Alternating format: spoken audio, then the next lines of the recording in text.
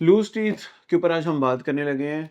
Loose teeth, अगर आपके loose teeth हैं यानी हिलते हुए दांत हैं, तो आप घर पे बैठ के क्या रेमेडीज या क्या टोटके इस्तेमाल कर सकते हैं जिससे आपके दांत हिलना बंद हो जाएंगे। तो आज हम अब वो डिस्कस करेंगे। सबसे पहले तो मैं आपको बताऊंगा कि किन वजह से लूज टीथ होते हैं। सबसे पहली जो सबसे इंपॉर्टेंट चीज़ है वो है गम डिजीज। अगर आपको मसूड़ों का मसला है या आपके मसूड़ों में बीमारी है या इन्फेक्शन है जिसके साथ टाइम के साथ आपका जो दांत है वो अपने बोन को छोड़ देता है, तो आपके दांत हिलने लग जाते हैं।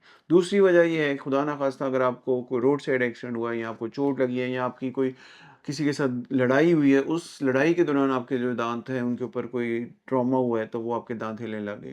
तीसरा ये है कि अगर आपने अपने दांतों के ऊपर कोई खुदा ना खास्ता कोई आपको ऐसा ट्रीटमेंट हुआ है, यानी कैंसर का ट्रीटमेंट है, उसकी रेडिएशंस की वजह से भी आपके दांत लूज हो जाते हैं। सो आज हम बात करेंगे घर पे रह के अपने लूज टीथ को कैसे ट्रीट किया जा सकता है। सबसे पहला तो जो इम्पॉर्टेंट चीज़ है वो है कि आप नमक के अंदर पानी डाल के उसके जो है वो गार्गल्स करें, जिससे ये है कि नमक जो है और पानी के साथ आपका वो एक एंटी इन्फ्लामेटरी इफेक्ट होगा, जो आपके सूजे हुए मसूड़े हैं वो उनको बेहतरी महसूस। दूसरा जो रेमेडी मैं आपको होम रेमेडी बताने लगा हूँ वो है हल्दी, जो जिसको टर्मेरिक पाउडर भी कहते हैं, और दूसरा ब्लैक पेपर पाउडर। दोनों को मिला के तो उनका एक पेस्ट बना के you can at least put them on your gums. और उसका फ़ायदा क्या होगा, जो हल्दी है वो भी एंटी इन्फ्लामेटरी है और जो ब्लैक पेपर है वो भी एंटी इन्फ्लामेटरी है। दोनों मिल के आपके जो मसूड़ों की सूजन है वो कम करेंगे, और जितनी ज़्यादा मसूड़ों की सूजन कम होगी उतना मसूड़े हील होंगे और आहिस्ता आहिस्ता वो बेहतर होने की तरफ जाएंगे। तीसरा जो हम पॉइंट में आपको होम रेमेडी में बताने लगा वो है नारियल का तेल। नारियल के तेल को आपने ऑयल पुलिंग करनी है। इसका ऑयल पुलिंग का मतलब क्या है, यानी आपने ऑयल मुंह के अंदर डाल के नारियल का तेल और उसमें स्विश करना है। स्विश का मतलब है कि जिस तरह आप मुंह में गरारे कर रहे हैं, और वो आपने 10 से 15 मिनट के लिए यूज़ करने हैं, ताकि आपके मसूड़ों को उससे जो है वो एक समझ लीजिए कि एक सोजिश का जो आपके मसूड़े सूजे हुए हैं वो बेहतर होंगे।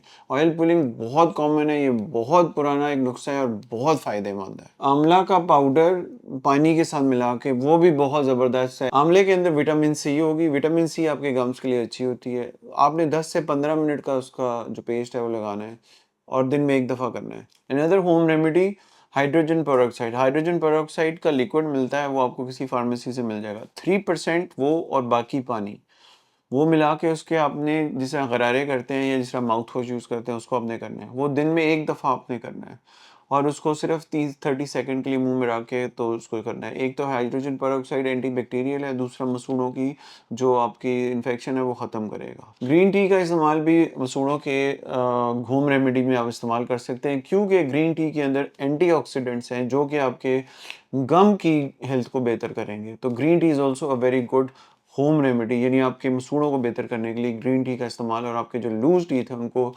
हेल्प करेगा कि वो दोबारा से बेहतर हो सकें। इसके बाद जो मैं आपको एक मशवरा देने लगा हूँ वो होम रेमेडी में वो बड़ा इंपॉर्टेंट है, वो विटामिन सी जो आपके मसूड़ों के लिए है और विटामिन D3 जो आपके बोन के लिए है। जैसे जैसे विटामिन सी की कमी होती है या मसूड़े अनहेल्दी होते हैं, तो हमें विटामिन सी के लेनी चाहिए। और अपनी बोन को स्ट्रेंथन करने के लिए एज के साथ, क्योंकि आजकल कोई सूरज के नीचे नहीं जा रहा, तो विटामिन D3 नेचुरल रिसोर्सेज से या नेचुरल सोर्स से नहीं आ रही, तो vitamin D3 is very important. Vitamin D3 आप समझ लें कि खुदा ना खास्ता अगर आपका काम है तो अगर आप गिर रहे हैं तो आपके बोन फ्रैक्चर होने के भी चांसेस हैं। तो vitamin C and vitamin D दोनों का इस्तेमाल रेगुलर बेसिस में खाने में भी, और विटामिन की जो टैबलेट्स हैं वो भी लेने से विटामिन D3 K2 के साथ आप लेंगे तो उसका और बेहतर हल होगा। सो ये बहुत एक इम्पॉर्टेंट होम रेमेडी है जो आप इस्तेमाल कर सकते हैं अपने लूज हिलते हुए दांतों के लिए, जो कि आपके हिल रहे हैं और आप उनको बचाना चाह रहे हैं। Last one, avoid tobacco, maintain good oral hygiene, brush twice, floss daily, use a water flosser, make sure nothing stage in your, अगर आपके दांतों के दरमियान कुछ रात को नहीं रहता। रात को आपने सोने से पहले आधा घंटा पहले कुछ नहीं खाना, ब्रश किया, फ्लॉस किया और दैट्स इट।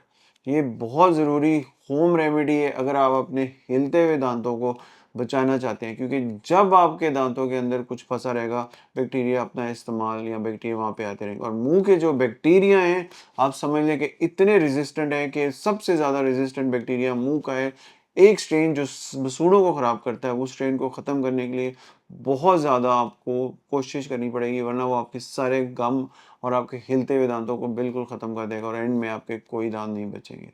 हिलते हुए दाँतों का, लूज़ टीथ का अगर कोई आपको फ़ायदा नहीं हो रहा एट होम, तो आपने अपने डेंटिस्ट को दिखाना है, ताकि आपके जो हिलते हुए दाँत हैं, as soon as you get to the dentist, वो आपका डायग्नोसिस कर सके, आपको देख सके।